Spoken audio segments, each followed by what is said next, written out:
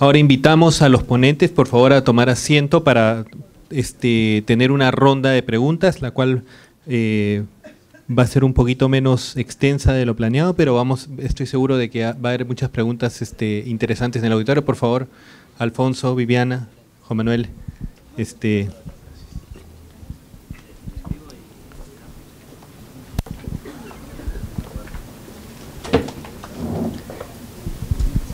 Sí.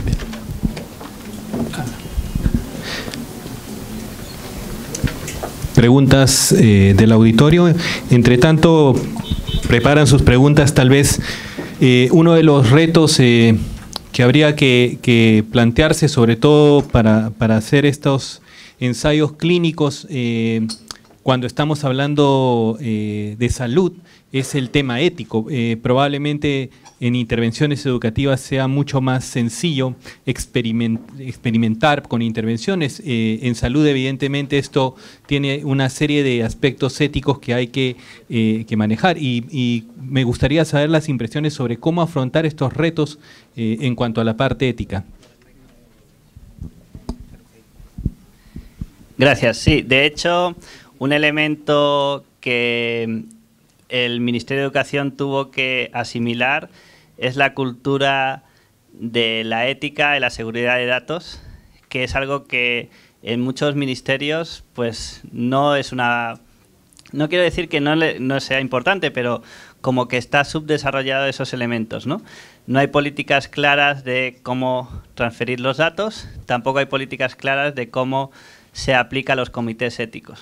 En nuestro caso, en el Ministerio de Educación, lo que hicimos fue, y con los investigadores que trabajamos, ellos traen esa cultura y están sometidos a IRB internacional. Entonces, si bien el Ministerio de Educación no tiene la cultura de la evaluación y la experimentación como el sistema de salud, que tiene sus propios IRBs, sí nosotros trajimos esa cultura y la empezamos a instaurar. También el tema de la seguridad de datos, la desidentificación de la data, para asegurar que no se rompe la confidencialidad del que responde o de los niños y niñas. En ese punto, un tema que hicimos con ellos fue formarlos, capacitarlos e instaurar protocolos de anonimización de datos, ¿no? Y otro elemento interesante del Ministerio de Educación es que los IRBs consideran que la población estudiantil está sometida a, no quiero decir a voluntad de experimentar, pero sí son más permisivos en experimentos de educación que en experimentos de salud. Y si el Ministerio de Educación identifica la política que se va a evaluar como una prioridad, generalmente el IRB da un waiver y permite hacer el experimento siempre que no atente contra los sujetos, ¿no? No sé si ha sido como muchos elementos, pero construye una...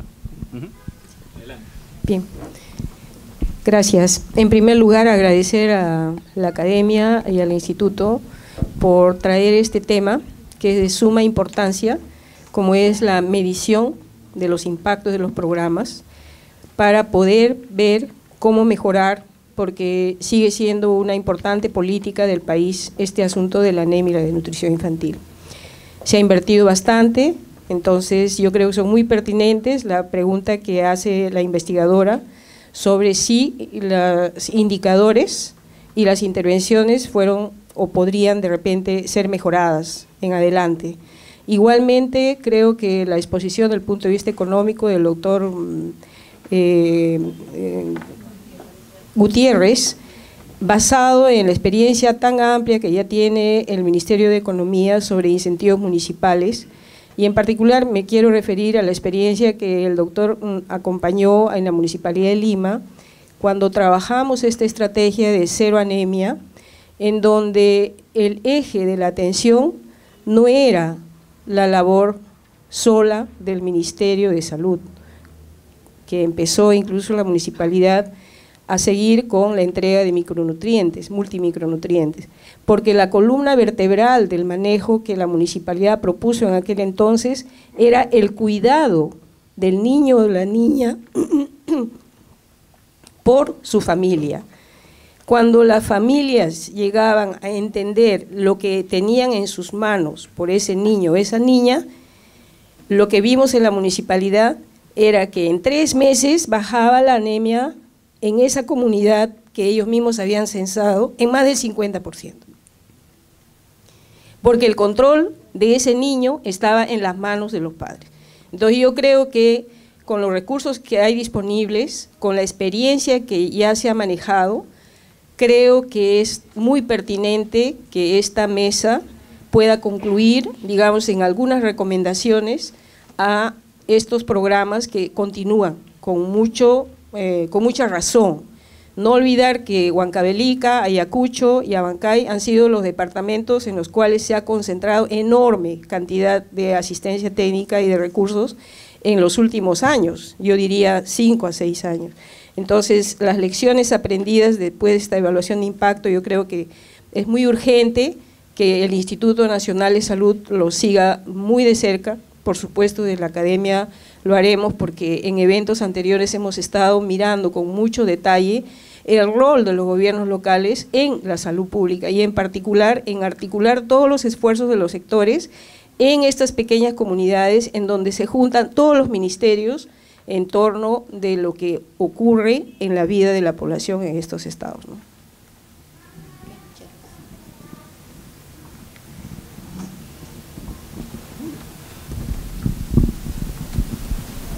Quisiera… Perdón, señor Navarro. Yo quisiera hacer una pregunta con respecto, por ejemplo, en mi hospital, en el hospital donde yo trabajo, todos los días los médicos llenan unas hojas que se llaman hojas GIS, en que ponen el DNI del paciente, el número de la historia, el sexo, la edad y los diagnósticos. Y a mí me parece que eso podría ser una data muy valiosa para hacer gestión. Sin embargo, ¿qué ocurre? Esta información es procesada en hojas, la procesa un personal que no es médico, a veces no coinciden bien los códigos internacionales de los CIES y a veces se equivocan porque no entienden bien tampoco la letra del médico, que a veces lo llena de una manera displicente, pero todos los años seguimos llenando esas hojas, ¿no? Entonces yo digo, esa data que puede ser valiosísima, resulta que en una de esas es una data mala y que no debería y que no nos puede ayudar en nada. Entonces el doctor Alfonso Gutiérrez dice que hay data muy valiosa recogida. Yo estoy seguro que debe haber data muy buena, pero dice también que se necesita un personal bien entrenado para recoger esa información. Y yo no sé si eso ocurre en nuestro medio.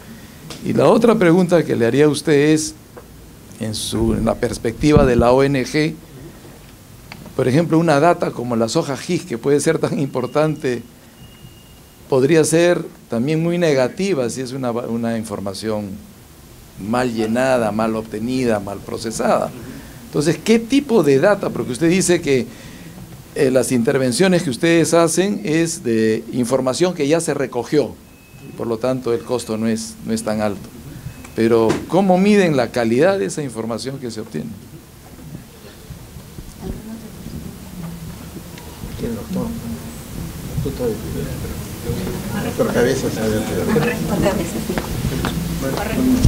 Sí, creo que…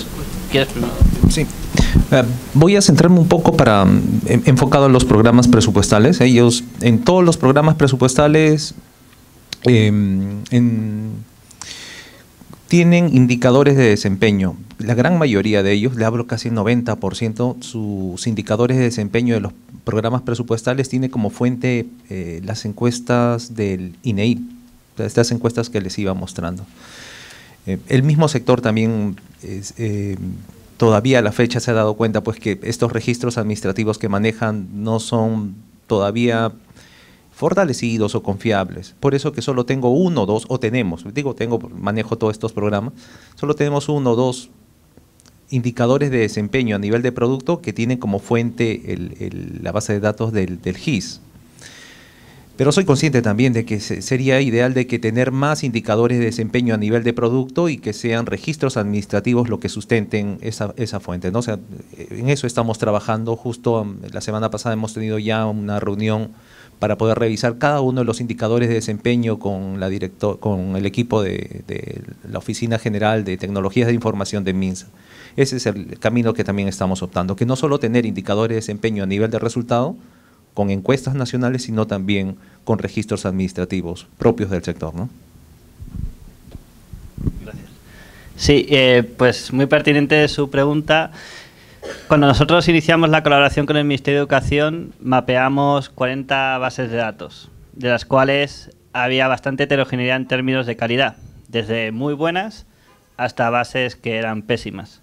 Entonces, la capacidad de realizar las evaluaciones que les presentamos tiene que ver también con la limitación de los indicadores que podemos medir. Y esto viene dado, por ejemplo, por la calidad de esa data. En el proceso de colaboración con el Ministerio de Educación hicimos ese análisis de consistencia, integridad de la data, etcétera, y identificamos aquellas con las que se podía trabajar y sobre esas trabajamos. Pero también lo interesante de la colaboración es que fuimos empujando la frontera de la necesidad de data. Entonces ya algunas de las unidades que levantaban data se preocupaban porque esa data fuera mejor y empezaron a buscar estrategias, ¿no? Y el propio ministerio.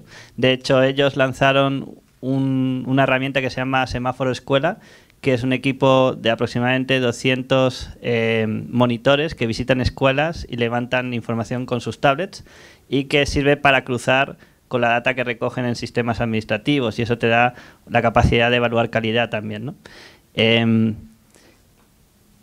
Entonces, sí, bases de datos hay buenas y malas, pero también ahí hay una oportunidad, porque yo le propondría en su hospital hacer una intervención para mejorar la calidad del registro de información, por ejemplo, auditorías aleatorias con incentivos asociados al performance. Entonces, podríamos probar ese tipo de cosas. De hecho, con el Ministerio de Educación, ellos tienen un sistema que se llama SIAGIE, que registra la matrícula y la asistencia de los niños y niñas, y estamos explorando la posibilidad de hacer este tipo de intervenciones para mejorar la calidad de su data, ¿no? Y sobre eso ya poder trabajar otras evaluaciones. Entonces, sí, totalmente, es un tema la calidad, pero también es una oportunidad para experimentar y mejorar, porque la data ya está ahí también. Sí, igualmente, unirme a la felicitación por sus exposiciones. Quería hacerle preguntas a Alfonso. Quería saber en forma integral, así, cuál es la evaluación que tiene el PPR desde que se inició su aplicación al Perú, y si esto se puede comparar con lo que ocurrió en otros países, ¿no?, el impacto. Y otro tema que lo vemos día a día es, a veces nos quejamos que no tenemos plata, pero sí tenemos, pero no lo sabemos gastar, porque el sistema administrativo no es el adecuado. Y no sé si hay una alternativa, una solución para eso. De mi punto de vista, por ejemplo, informatizando eso, podría mejorarse eso, pero ese es un tema, creo, importante para superar, porque podemos programar y hacer todo, pero si la capacidad del gasto no es la adecuada, entonces hay problemas en todo lo que viene después, ¿no? Y obviamente el impacto también. Y a Juan Manuel una pregunta era de las propuestas que han hecho o que están desarrollando con educación y otros, ¿cuál es la perspectiva de sostenibilidad de esto al futuro, ¿no? Gracias. Sí. En relación a la cantidad de evaluaciones que se han hecho para el caso del sector salud, solo tenemos, de los programas presupuestales del sector salud, solo tenemos a la fecha 2 de evaluaciones de impacto. Para el caso del articulado nutricional y lo que les expuso ahora Viviana, vinculado a los convenios de apoyo presupuestal. El resto de evaluaciones que se tiene están vinculadas a evaluaciones de diseño y ejecución presupuestal, que es básicamente el tema vinculado a el CIS, vacunación, CRED, de la de tuberculosis, que esas sí ya se tienen algo más de 10 evaluaciones de diseño y ejecución presupuestal, pero las de impacto solo 2 nada más a la fecha. Viviana en un momento seguro les va a dar un mayor alcance vinculado a la importancia de estas evaluaciones de impacto en el marco de PPs. Con respecto al tema de calidad de gasto, yo sí de alguna manera ya con algunos años tengo ya un poco la respuesta vinculado a la importancia que en cada uno de estos programas presupuestales se identifique qué es prioritario. O sea, de inicio uno sabe que el recurso humano, materiales médicos, medicamentos y equipos biomédicos, eso es prioritario. O sea, en eso deberíamos entonces poder asignar nuestros recursos. Pero ¿en qué es lo que asigna el operativo en sí?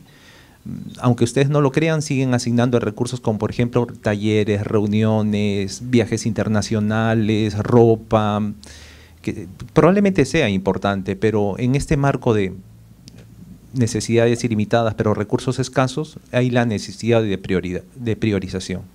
Algo hemos avanzado con el articulado nutricional y el de salud materno-neonatal, pero todavía nos falta identificar lo prioritario en los otros programas presupuestales. En el programa presupuestal de no transmisibles, en la del SAMU, en la de cáncer. O sea, todavía nos falta identificar qué deberíamos tener como prioritario, y eso prioritario ir monitoreándolo y evaluándolo. O sea, clave dentro de todo este proceso, amigos, es calidad de gasto. Y en eso un poco estamos enfocados a poder realizar en este tiempo, ¿no? A mí aprovecho ahí para Viviana para nos comentar un poco más sobre el tema de las evaluaciones en el marco de los PPs. ¿Qué tal? Justamente sobre esto que comentábamos ahora, las evaluaciones que se han impulsado desde el Ministerio de Economía buscaban generar información de desempeño, pensando siempre en el uso que se le va a dar a la evaluación, si viene siendo impulsada desde el sector público. Una evaluación de impacto te dice de un programa que ya esté funcionando un tiempo, te dice si es que está generando los resultados o no, pero en la medida que la evaluación de impacto junto con otros tipos de evaluaciones también te permita saber por qué se generan esos efectos, por qué no se genera, dónde se generan más efectos, te da más elementos de análisis para la toma de decisiones, ¿no? Que se traducen en mejoras de la gestión, mejoras del diseño, mejoras de asignación presupuestal. La selección o los criterios que se han empleado desde el MEF para poder decidir qué intervenciones evaluar a través de una metodología de impacto, bueno, en primer lugar se basaron en un criterio de relevancia presupuestal. En principio de la intervención, ¿no? La cantidad de recursos que demande o vaya a demandar. En segundo lugar es la falta de consenso sobre la efectividad y necesidad de información específica que se requiera sobre ella. Y finalmente la viabilidad técnica de que se puede evaluar bajo una metodología rigurosa de evaluación. Normalmente los programas de salud que se implementan como políticas, a diferencia de lo que estaba planteando Juan Manuel de innovaciones y pilotos, son universales. Eso dificulta en muchos casos poder hacer evaluaciones de impacto a estos programas, a pesar de que apuntan objetivos prioritarios de política pública, son muy relevantes presupuestalmente. Entonces, las evaluaciones en ese sentido han buscado generar información sobre procesos operativos, sobre mejoras en la gestión, sobre coherencias en sus diseños. Más o menos esa ha sido un poco la línea que se ha seguido desde el Ministerio de Economía, particularmente en las evaluaciones vinculadas al sector de salud. Gracias por la pregunta, doctor. Entonces, me gustaría abordarla a 3 niveles, ¿no? La sostenibilidad de la herramienta de la unidad de innovación. A ese nivel, la herramienta en un inicio era algo ad hoc, que no tenía formalidad dentro del Ministerio, pero que gracias a que demostró resultados en corto plazo, se inició un proceso de incorporación dentro del ROF del Ministerio, ¿no? De las regulaciones del Ministerio, y se reconoció como una unidad, una subunidad dentro de la SPE. Entonces ya hay cierta formalidad y tiene normatividad. Entonces eso lo va a atar por lo menos durante un tiempo, hasta que se decida abrir el ROF y quizá removerlo, pero por lo menos le da institucionalidad y cierta sostenibilidad. A nivel de los resultados, ahí pues habrá diferencias, ¿no?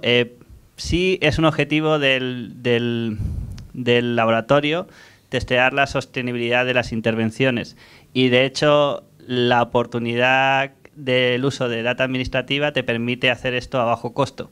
En el caso de la primera innovación, que es la de mensajería de texto, hicimos la evaluación 2 años seguidos para determinar si recibir mensaje de texto 2 años seguidos hacía que el individuo aprendiera y se adaptara a ese mensaje de texto y por lo tanto dejara de reaccionar al mensaje o se sostuvieran los efectos. Y la data nos mostró que efectivamente se sostenían los efectos, ¿no? Entonces esa dimensión de sostenibilidad también se incorpora, no en todas las evaluaciones, pero es fácil incorporar en términos de que no es costoso por la data. Y el último nivel de sostenibilidad es en qué medida estas políticas que son escaladas a nivel nacional se van a sostener en el tiempo, ¿no? Y ahí es más complejo, porque ahí sí que al cambiar los equipos pueden cambiar las prioridades. Pero ahí también hay una oportunidad, porque al tener evidencia dura de que esto funciona, puede ser un poco más costoso para los equipos cambiar esa política, ¿no? Hay casos exitosos que se han dado, por ejemplo, con el programa Prospera Oportunidades de México. Cuando se diseñó esa política de transferencias condicionadas, fue un costo alto político para el presidente y para aquellos que estaban en torno a él. Y cuando entró la nueva gestión, quiso quitar ese programa porque era muy costoso, pero se había hecho evaluaciones de impacto experimentales que demostraban su efectividad. Entonces, el siguiente gobierno le fue difícil por las presiones internacionales y nacionales que tenían, ya que había evidencia de que funcionaba, y lo único que hizo fue cambiarle el nombre, ¿no? Pues pasó de Prospera a Oportunidades y luego a Progresa, Prospera, no me acuerdo cuál era el... Entonces, sí es un riesgo, pero hay, digamos, oportunidades, valga la redundancia, de poder mantener la sostenibilidad a esos niveles, ¿no? Y hay algunas estrategias que se han usado. Tenemos espacio para 2 o 3 preguntas más. Sí, gracias.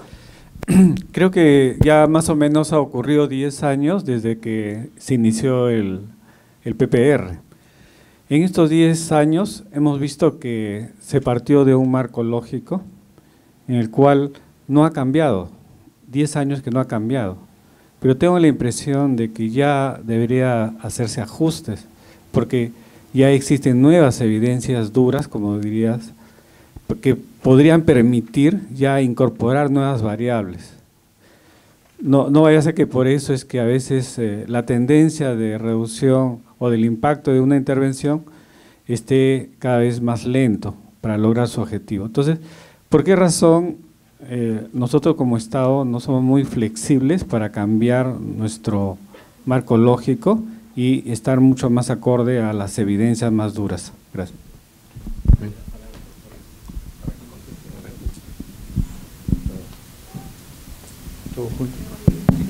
Sí, destaco la calidad del simposio y de las presentaciones. Yo quisiera plantear una pregunta ingenua. En un país como el nuestro, tan afectado por el problema de salud mental de la corrupción, ¿cómo evalúan en los estudios de impacto la variable corrupción?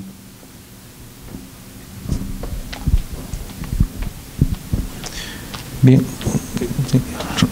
Con respecto a la pregunta del doctor Bartolo, es cierto, el programa articulado nutricional y el de salud materno-neonatal empieza en el año 2008, estamos en 2017, el de enfermedades no transmisibles, cáncer, metaxénicas, tuberculosis, VIH en el año 2011.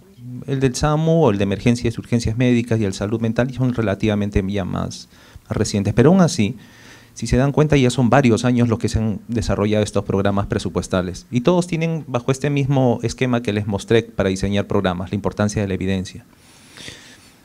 Y ahí nuevamente invocarles, porque este tema de incorporar nuevas intervenciones basadas en evidencias se le pide al sector todos los años. O sea, no es que se diseñó el programa en el 2008 y así quedó el diseño. Todos los años tiene la oportunidad del sector de mostrarnos nuevas intervenciones, nuevas evidencias que permitan incorporarse dentro del programa presupuestal.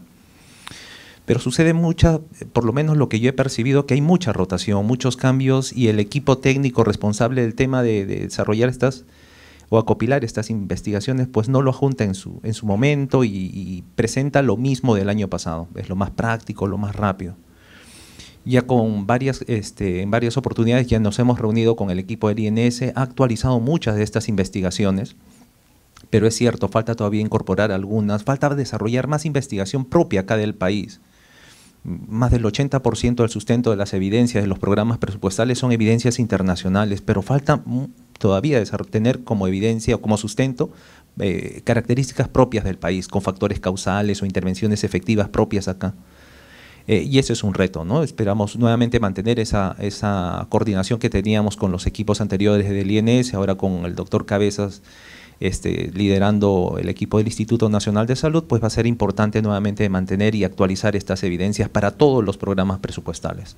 Ahorita, por ejemplo, ya vamos a emitir una nueva directiva para que el sector nos alcance nuevamente mejoras en su diseño, intervenciones, definiciones operacionales actualizadas. Y creo que es una buena oportunidad ya pensando en el año 2019, porque ya saben que el 2018 la asignación de recursos o el proyecto de ley ya se ha establecido. Pero bueno, tenemos un espacio como para trabajar y actualizarlo.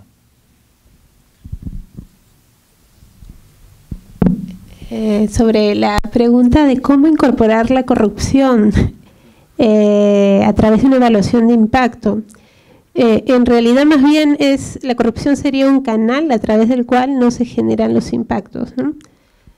Probablemente cuando se hace una evaluación no se encuentran resultados por problemas de implementación vinculados que podrían estar vinculados a temas de corrupción.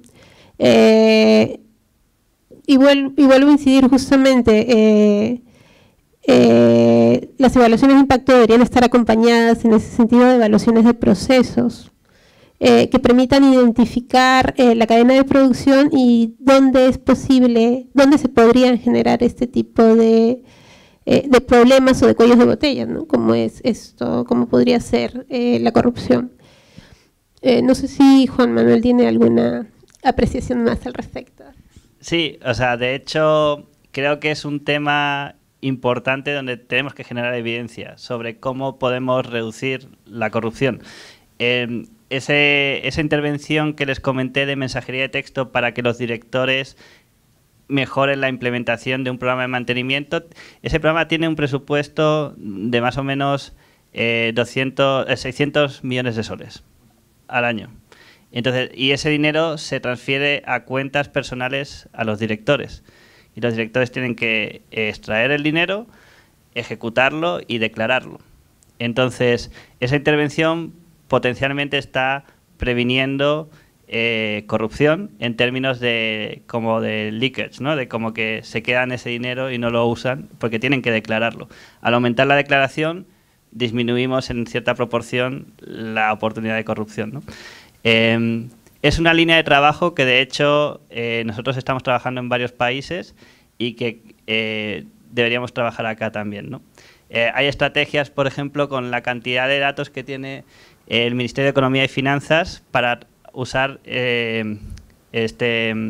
técnicas estadísticas que te permiten detectar indicios de corrupción en el gasto.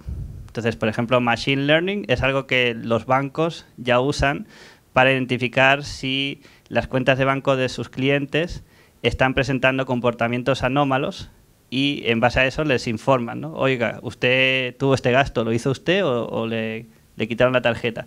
Ese tipo de técnicas que ya en el sector privado se vienen usando, potencialmente se podían usar con gasto público, ¿no? Esas transferencias que se hacen a niveles locales, podíamos analizarlas y ver si hay patrones que nos indican que hay sospecha de corrupción y sobre eso hacer intervenciones. Hay una intervención muy famosa en Brasil en el cual el gobierno hacía auditorías aleatorias el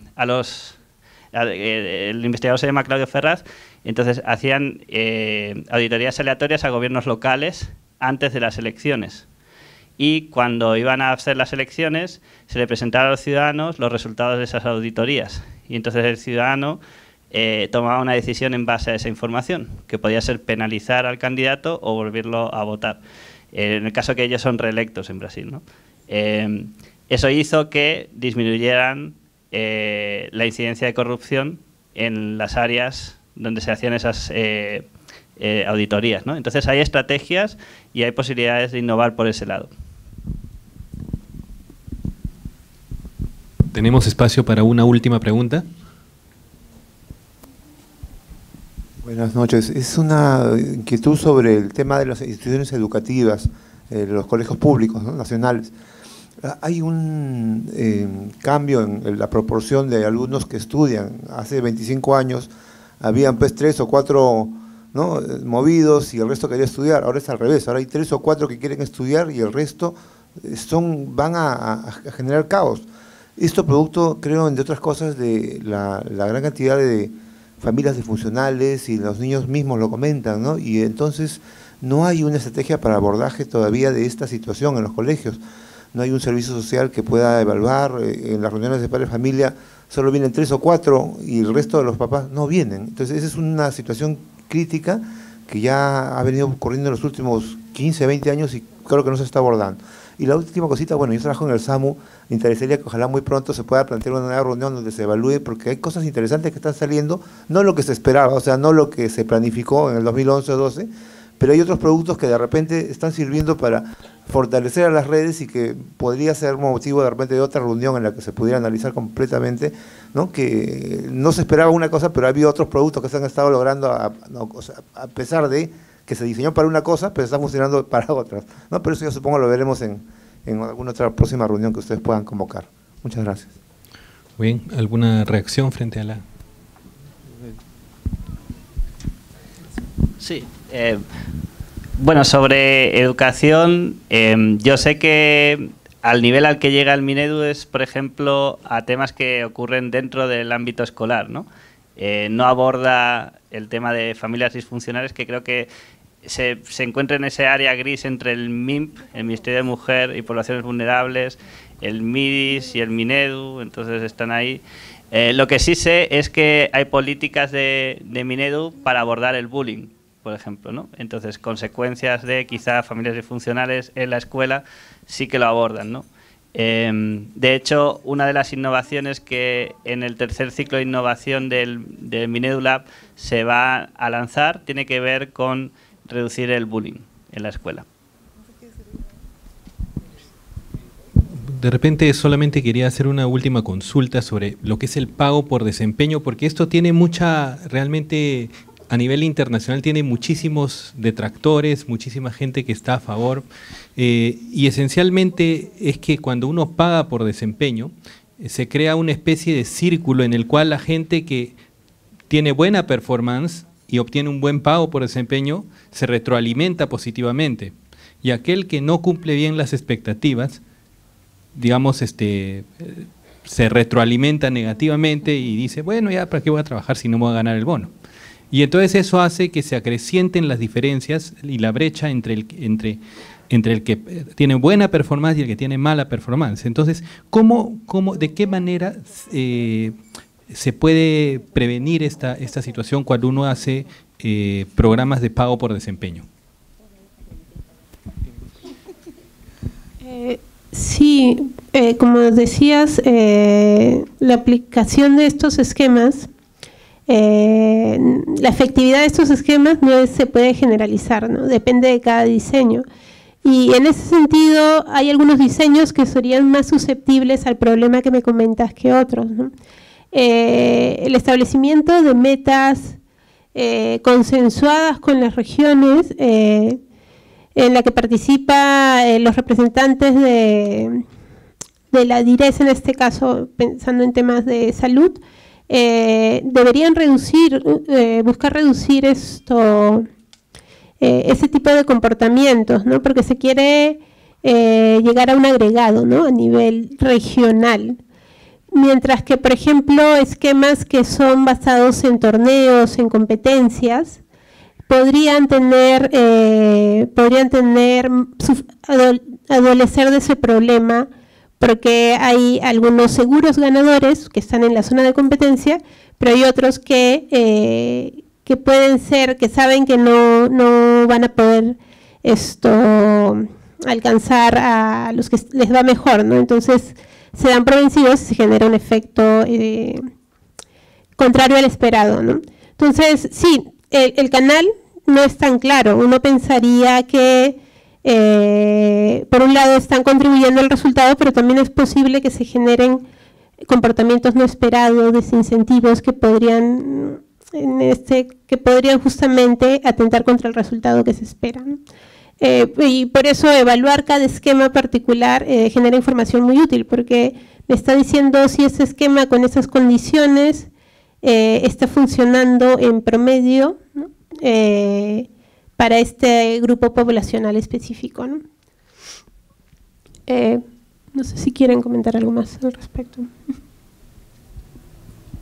Bueno, nos hemos pasado un poco, sin embargo, bueno, creo que han sido intervenciones interesantes, creo que este simposio más realmente nos ha ayudado a comprender no solo la necesidad de tener iniciativas, pues, sino todos pues asumimos que nuestras iniciativas son muy buenas, pero siempre es importante evaluarlas y aquellas iniciativas que realmente demuestren efectividad, escalarlas, aquellas que no es un fracaso, sino es una enseñanza que nos permite diseñar mejores intervenciones, y creo que ese es un concepto que ha quedado muy claro con las intervenciones de nuestros ponentes. A nombre del Instituto Nacional de Salud y de la Academia Nacional de Medicina, les voy a hacer entrega de los certificados que por su participación, agradeciendo las excelentes ponencias que han tenido, y voy a dejar estas dos últimas intervenciones al doctor César Cabezas, jefe del Instituto Nacional de Salud, y el doctor Alejandro Busayó, en representación del doctor Osvaldo Segarras, para que den término a esta sesión. Entonces, invito a la mesa al doctor César Cabezas.